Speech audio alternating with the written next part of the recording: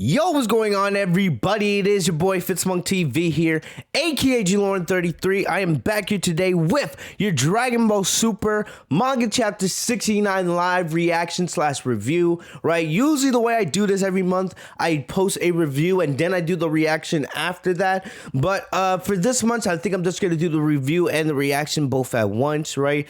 Remember, we got the spoilers only yesterday, and I posted a very in-depth spoiler video. So I didn't really feel the need to have to do a big review. Plus, I can kind of just do the review while I'm doing the reaction. So it kind of all works out, right? We're continuing with the Granola, the Survivor arc, and I gotta say, they're doing a really good job of setting it up. Every chapter, we're getting to learn more about Granola, his personality, and like I say, I don't think Granola is a bad guy. I think he just is very, very, very in need of revenge, right? That's his big motivation, and I think, part of his character arc in this arc, is going to be him either accepting, what happened all those years ago, or, maybe he does get true revenge. Maybe Granola ends up killing Frieza at some point. We haven't seen Frieza. He's not in this chapter, but I do expect him to be in this arc at some point, right? But, they're setting things up where it's going to be Goku, Vegeta, they're going to encounter Granola. I think that could happen next chapter, especially with the ending of this chapter. And then, the Heeter Clan, we know they're going to be involved. And, maybe Frieza, but we're not there yet, right? And the thing about it is, we don't even really know who's the main antagonist here. You can make an argument for the Heeter Clan, but, they don't really seem to be as evil as we think. They have evil desires, but, I don't know they're fully evil, if you guys understand what I'm trying to say. But we're going to talk about that. We learn about Granola a little bit more. He goes home. We also see Vegeta training a little bit with Beerus. Beerus isn't training him, but he is, kind of trying to get Vegeta to realize something, which could be huge for Vegeta's character going forward, right? There is a little bit of Goku in the chapter, but not too much. And, yeah, so we're going to get into it, right? Thank you guys for joining me on the live reaction. So this chapter is called Chapter 69, The Evolution of Planet Cereal, right? So we see Granola heading back to Planet Cereal. And we see Granola lands. You guys saw this basically in the early draft pages. You could see and we learned that the race that is on Planet Cereal now, right? Because remember, Granola is the only member of his race still alive. We learned that there's this race called the Sugar Aliens, right? So you guys know all the food puns there. So we see the Sugar Aliens. They are, the ones that are living on the planet. They're very friendly with Granola, right? Granola has a good relationship with them, right? And you could see, they mainly look the same, but you see Granola asks one of them if they can, fix his ship, right? And remember, Granola's been off doing bounty job after bounty job after bounty job, so he doesn't take much time to rest. But now, with no jobs right now because of Frieza's, resurrection, right? Business is slow, and, the Heeter Clan wants Granola to take a little bit of time off, right? So we see, you can see Granola doesn't smile. That's one thing. We haven't seen Granola smile yet, right? But, just based off his expressions here, he doesn't look like a bad guy at all. He just looks like there's somebody that's, deep down just angry over the way his life has went, So we see he buys a little bit of, I think it's beer, wine, whatever you want to call it. He buys some drinks, and we see that the cashier, who is very friendly, gives him an extra bottle for free, right? And we learn about Gramps, which is the person that Granola is staying with, And we see as Granola is walking up, Granola lives on a mountain, overseeing the city, right? He always, whenever he's home, he looks back at, the city, and which was once where him and the rest of his people lived. What's happened over the years, we learned that Elec and the Heeter Clan, they rebuilt Planet Cereal from the remains of what was left after the Saints destroyed it, and they rebuilt it, and basically the Sugar Aliens paid Elec and his group for this planet. So like I said, Elec doesn't seem like their group doesn't seem like evil, super evil people, right? Because why would they build a whole new society for the Sugar Aliens to live? You know, I feel like it's more that they're like snarky businessman. You know, kind of like Frieza a little bit. But you know, they might be the antagonists here. Maybe, maybe not. It's just gonna be very interesting to see how they're built up. You know, are they gonna be like 100% evil, like bastards, like Moro? Are they gonna be like semi-antagonists? Kind of like Majin Buu when we first met him. It's going to be interesting. Very interesting to see. You know, but I don't think Granola a bad guy. And I don't even know the Heeter Clan is going to be the main villains here. But one thing I got to say, I love this pit over here. I love how Elec has dreads, man. I love how we have a character with dreads here in Dragon Ball. Really cool. Anyway, I love this shot here of Granola on the mountain looking up. And then you can see it's like he fully remembers the events of that day. You can see the apes, right, destroying the planet, you know, the Saiyans. And then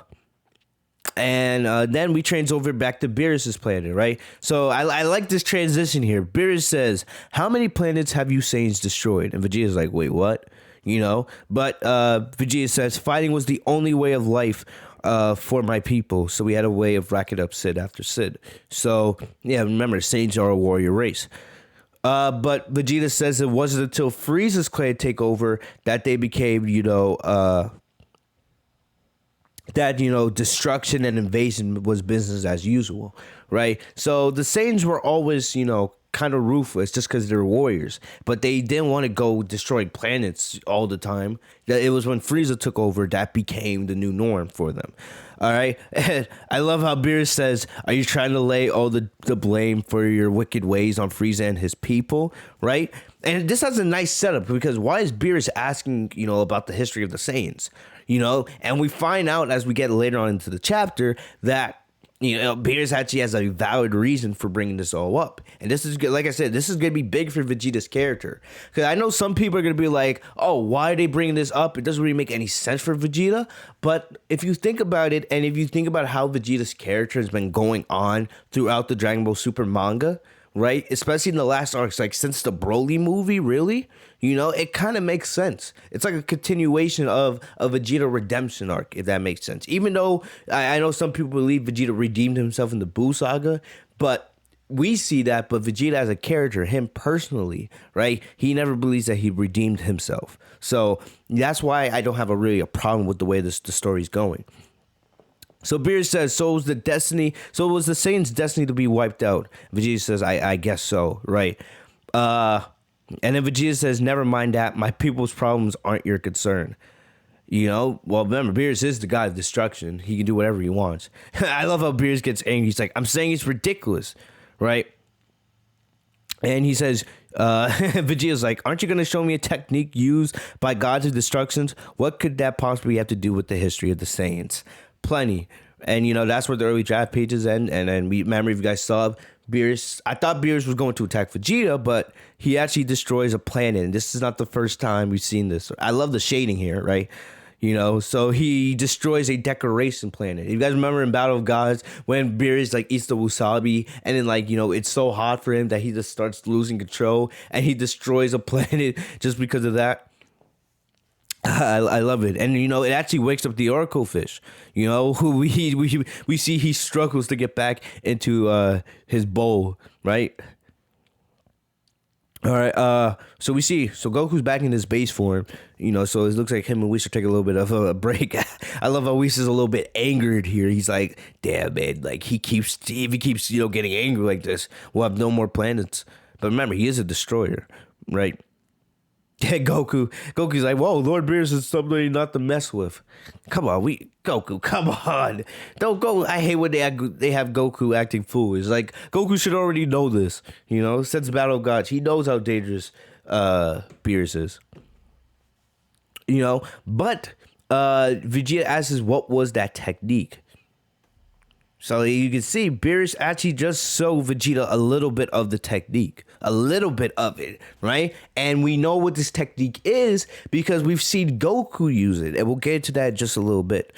So Beerus like, that was just a small glimpse of what I can do. Because remember in the Dragon Ball Super manga, Beerus doesn't do much. He doesn't do much. Outside of the Battle of Gods, the only other time we see Beerus do anything, he destroys the Masu in the Goku Black arc. and we see Beerus fight a little bit in the battle royal with the gods of destruction before the tournament of power. But that's about it. Beerus has only really been in battle 3 times in the Dragon Ball Super manga, right? So, and the thing is, Vegeta was, and remember, yes, Beerus did face Vegeta, and I think it was Dragon Ball Super manga chapter 27. So that's there as well. But at the end of the day, Beerus doesn't really do much. He doesn't, right? So Vegeta is not really, used to Beerus' techniques because he never sees him in battle. I love how Beerus just throws Vegeta to the ground, right? So this is what I'm talking about. Beerus is actually kind of, trying to get Vegeta to realize, because he realizes that Vegeta, is still feels like he's responsible for what happened to the Saiyans. Even though Vegeta doesn't care, right? He doesn't really care about what happened to his people. He still feels somewhat responsible because remember, Vegeta now is supposed to be a good guy, right? He's not that same, selfish bastard he was back in DBZ. So even though he doesn't care that his people are dead, he does feel like, the events of what happened to his people could have been changed, But anyway, I love how Beerus says, as long as doubt weighs down your soul, this power will never be yours to wield. All right. And Vegeta says doubt. So Vegeta hasn't realized it yet. All right. Your own crimes aside, you're feeling guilty for the sins of all Saiyans. So Beerus talks about how Vegeta has committed crimes. We all know this, right? And one thing that I loved about the Moro saga is we see Vegeta try to atone for that, right? Remember when he destroyed the Namekians in one of the most brutal scenes of DBZ? One of the things in the Moro saga was Vegeta trying to redeem himself for that act, right? When he defends the Namekians, right? Tries to stop them from, Moro, who's trying to collect the Dragon Balls. So I love that. I love that. So Beerus says, that's awfully self-centered of you, mortal. For you feel guilty for so he's calling Vegeta self-centered, and then he flings him to a tree, right? So Beerus actually reveals that the one who suggests that Frieza eliminate the Saiyans was me. Vegeta never knew this, right? I don't even think Goku knows this. The only person that did know this was Frieza and Whis. It was kind of a gag line from Resurrection F, but now they're actually making it part of the story. And I know some people are gonna be like, oh, does that change Frieza's motivation? No, because in Dragon Ball Super Broly, right, we see that conversation take place where Frieza says, Frieza never mentions Beerus, but he does say, I need to take out the Saiyans before they become too much of a threat, right? He talks about the legend of the Super Saiyan and the Super Saiyan God, so it makes sense. So it's not like, they're retconning, because this is not new information. Remember, we've known this since Resurrection F, Remember, and he says here that he suggested. He didn't, and we know, even though we know that Frieza is terrified of Beerus, the key word here is suggested. He didn't force him to do it, because I feel like if Frieza never did destroy the Saiyans, Beerus would have probably just done it himself eventually, because he found the Saiyans annoying. But, so it's not a full retcon. So I don't think people should get mad about that too much. Excuse me. All right. And I love how Beerus is just egging Vegeta on, right? So Beerus is like, still think it was destiny? You're just going to accept that? Go on, try me. I'll obliterate you too. I'm going to say this. This is the best Beerus has looked in the manga in a long time. Long time. For the most part, we've been complaining for a while that Beerus does nothing in the manga. So the fact that you have Beerus here egging on Vegeta, because the thing is, if Beerus was doing this to Goku, it wouldn't have much of an effect, because Goku and Vegeta are, very different. Beerus knows how to attack, Vegeta. He's hitting him where it hurts. Goku doesn't remember his past. Because remember, he hit his head as a child. He doesn't remember his parents at all. It really wouldn't work the same way, right? I'll obliterate you too. So still think it was destiny, right? Beerus saying that I suggested to Frieza, to take out the Saiyans, even if Frieza didn't destroy the Saiyans at that moment, the Saiyans would have probably got destroyed later on. But Beerus is saying that it was destiny that they got taken out at that moment of time. So I love what Beerus is doing here, man. This is really good stuff. So Vegeta gets mad. Vegeta's like, "You utter scum." I love it. I love it. And Vegeta powers up into Super Saiyan Blue evolution.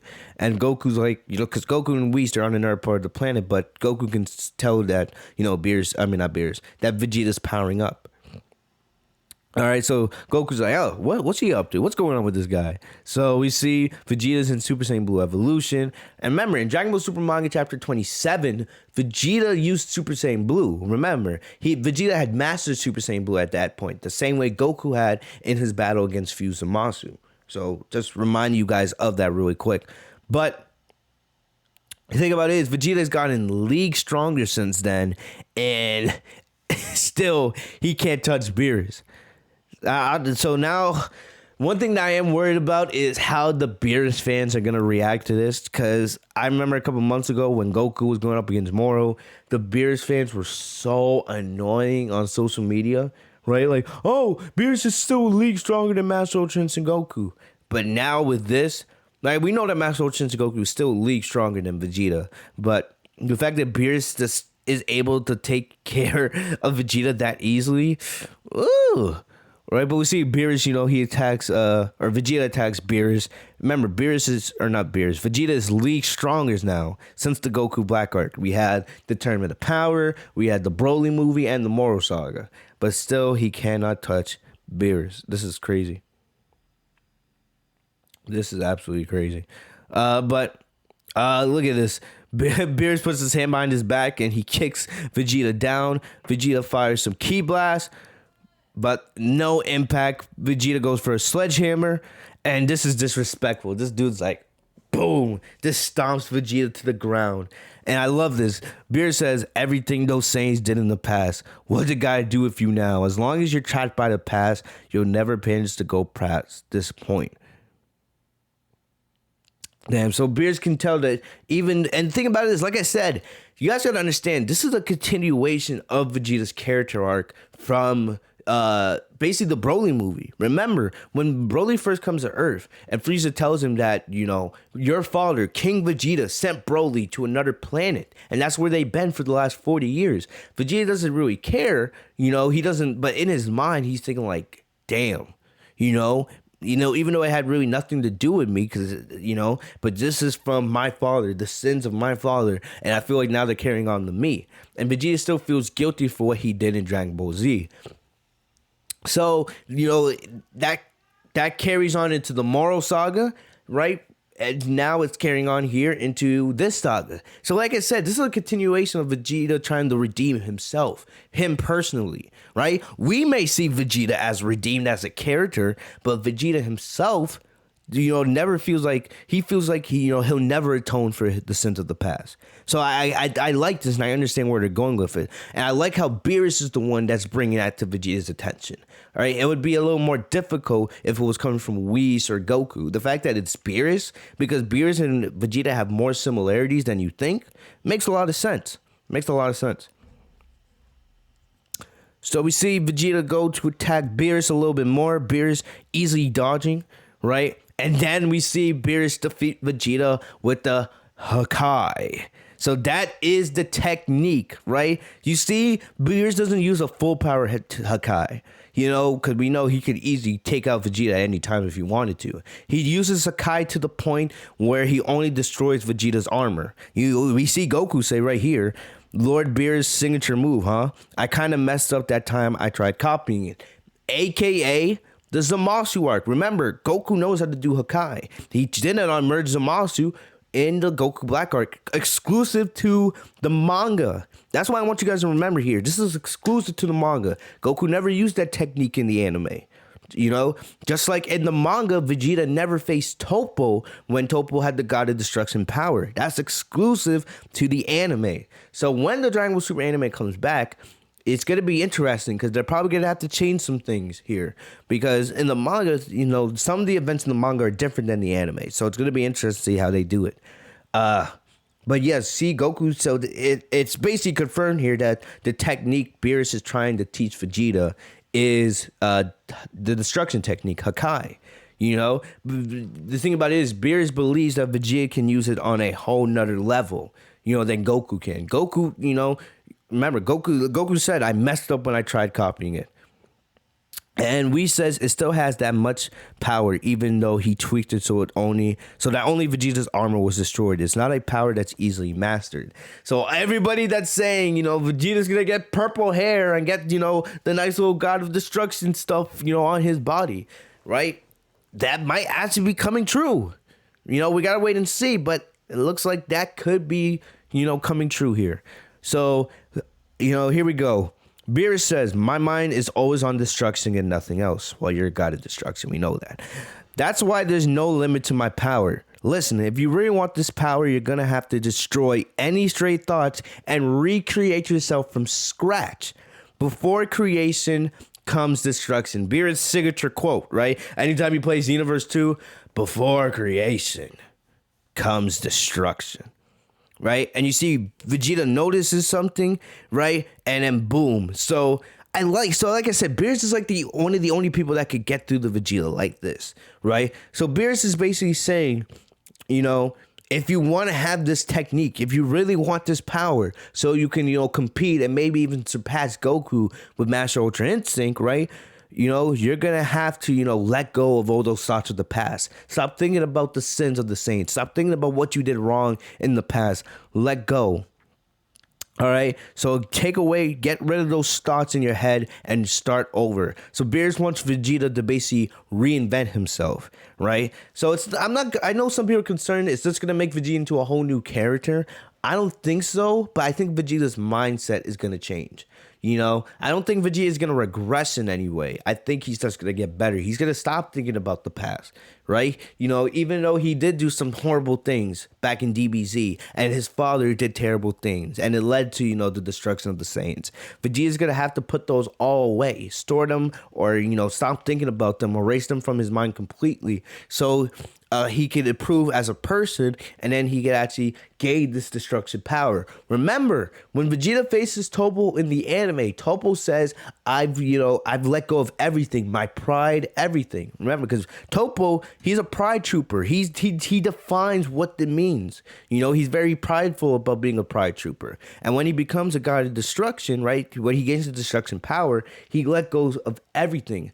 Vegeta says, you know, I don't let go of stuff like that, right? So I think Vegeta's still gonna have that prideful Saiyan, you know, attitude he's always had, but he's no longer gonna have doubts about the past. He's just gonna move on and try to be the best version of himself, and that's how he's gonna gain the destruction power. That's what I think. I'll probably do another video on this, you know, in the next couple weeks, right? Talking about this a little bit more in depth, but I like this. I do like this a lot for Vegeta's character. So I do think maybe later on in this arc, I don't know, but they are setting up Vegeta to eventually learn the Hakai technique. And I am very excited about that.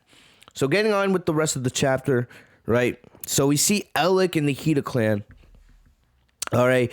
So, you see, remember, they wanted to use OG-73 so that they could, you know, so that they could find out where Zuno is, right? Remember Zuno, the god of information, all that. So basically they used OG-73's memories to make that happen, right? So they also learned a little bit about what happened in the previous arc with, so they learned a little bit about the Merus and, you know, what happened with Moro and the Galactic Patrol. So I love this. Basically, it's a continuation of what happened in the Moro saga. So you guys can see stuff from previous arcs actually, you know, being connected here, because we don't see that a lot in Dragon Ball Super, right? So I like that. So we see basically Elec and company here. They're learning about Merus. They're learning about the power. You know, and they actually learn about the Dragon Balls. They learned about the Dragon Balls, right? So, and the thing is, Alec's never heard of these. So, you can already see they're setting things up. Elec and company are going to go after the Dragon Balls. You know, maybe on Namek, maybe on Earth. It's very interesting. All right. So, basically, they learned that the Dragon Balls can grant any wish, right? And Alex able to figure out that it was the Dragon Balls that revived Frieza too, which is true from the Resurrection F. But remember, Whis was the one that brings Frieza back to life after the Tournament of Power. So, oh man. So basically, Alex, like, this guy delivered us some intel way more valuable than Zuno's location. So now they're going to go after the Dragon Balls, clearly. All right. So they learn about the Namekians, right? I think this is Gas, I believe. I'm confused with the names, but he says that the Namekians were a tribe that used to live on planet Cereal, right? Those greens dudes who shared that planet with. So remember, so I love the lore we're learning about here, right? So we see that the Namekians were shared planet Cereal with the Cerealians all the way back in the past.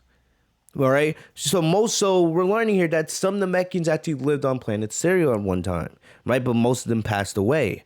And you guys can see here we find out about Gramps, the old Namekian man. And you know, he looks like a very kind-hearted dude. He's watching TV. I love it. All right. But wouldn't it mean they're extinct now too? Not quite. I just remembered. There was a lone survivor, an old fart named Monito. It just happens that he lives with our pal Granola. So maybe the Heeter Clan, they go over to planet Cereal to try to ask Gramps and Granola about the Dragon Balls. So maybe this is going to lead them to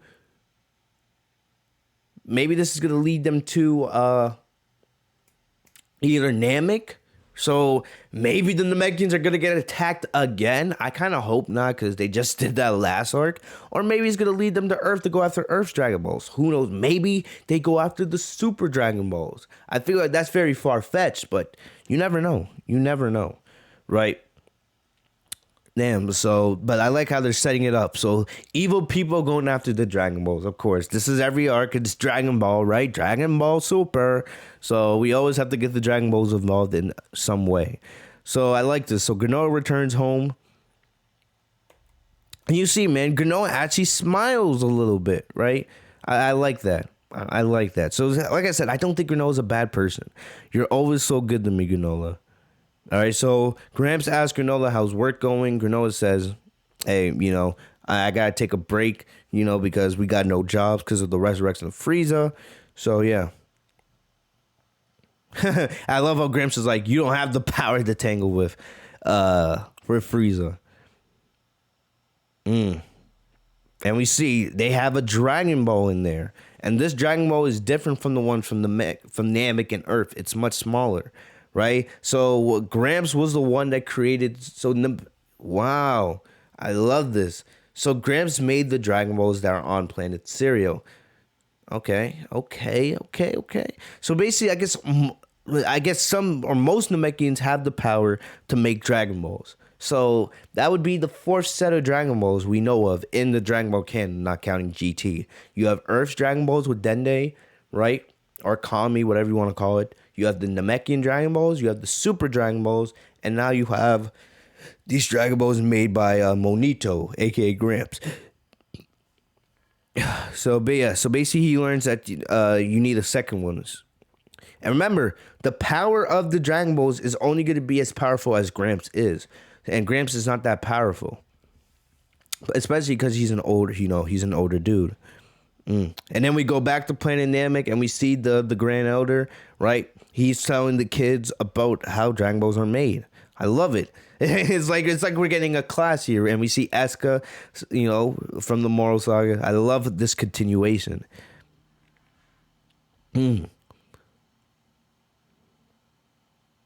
See, so he reveals that, oh, what happened to the other Namekians? We don't know. Right? Maybe they're living or maybe they passed away. I like this. I really do like this. So we see now Gramps talking to Granola. A couple dozen Namekians used to live here on planet Cereal, but now it's just me. And when I pass, that's it. The end. Kaput. The Dragon Balls go with me. So Granola actually asks, what if I wish for our planet to be destroyed or be restored to the way it was 50 years ago? So Granola could wish for planet Cereal to be restored, but basically that would be conflict with the Sugar Aliens because down there they're the ones, they have their own race. They live in that land where Granola's people once did. So that would be a conflict. So they're basically telling you that that's not going to happen unless something else happens later on. I like this. And Gramps is telling Granola, revenge isn't the way. That only gives rise to new enemies. And then what?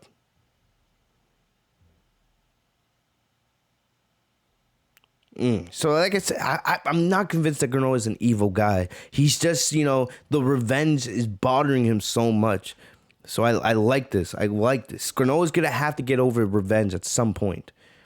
Right? So we see as Gramps is sleeping, Granola's looking at the giant ball and just watching TV. So she's watching Sugar. I love it, Sugar Alien TV. So a news broadcast comes up, right? Fox News, Sugar News. Let's get Sugar News. So basically he finds out that a local boy was hunting for bugs in the mountains and he discovered a ball. The 2-star Dragon Ball. I love it. And Granola matches it like, huh? And Granola's like, because remember, Granola is blind in his other eye. I like that a lot. So now they're conducting research to find the ball. So we see Granola basically like wraps him up kind of like a mummy. Wow, this is giving me Star Wars vibes. Yeah.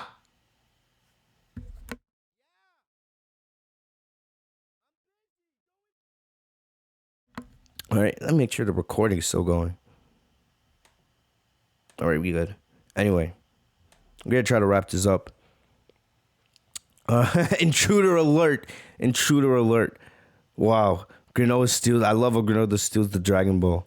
And remember, the Sugar Aliens like him, but they have no idea it's him. I'm willing to bet if Granola wanted to, he could have just grabbed the ball for himself. He could have just walked in and be like, "Yo, can I see that ball? It belongs to me," right? So. But he had to steal it. But we see he talks to Oatmeal. And Granola's like, there we go. I don't think this is like an evil smirk. I think he's just like, he's kind of excited to, see how this all works. So the Oatmeal tells him, just use your normal language.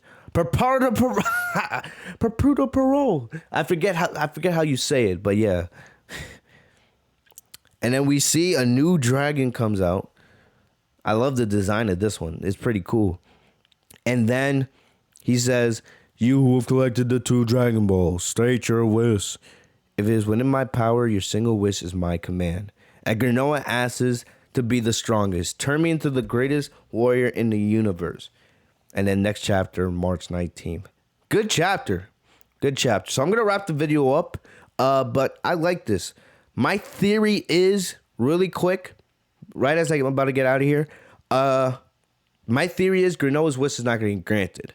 Because remember, like I said, Gramps is remember, the dragon's power can only be as powerful as Gramps is, and he's an old man. There's no way he can just, he's powerful enough to make Granola the most powerful being in the universe. Maybe the Super Dragon Balls could probably do that, right? But I don't even think the Dragon Balls on Namek or on Earth could do that. So the only Dragon Balls I think that could turn Granola into the strongest in the universe are the Super Dragon Balls. So I feel like, I think since they leave you with that cliffhanger, I don't think Granola is going to become the strongest in the universe. But I do think, this is going to lead to Granola learning about the strongest in Universe 7, which is Goku and Vegeta. Maybe even Beerus, since Beerus is the god of destruction, right? Maybe Frieza and Broly as well. So it's going to be interesting. And I think this is going to lead Granola to confronting Goku, right? He's going to learn that Goku's a Saiyan. And then, maybe Granola goes to Earth, right? Goku's home planet, right? Maybe the dragon tells him, oh, Goku and Vegeta live on Earth, right? And maybe that leads to Goku going to Earth. Maybe Granola goes to Beerus' planet.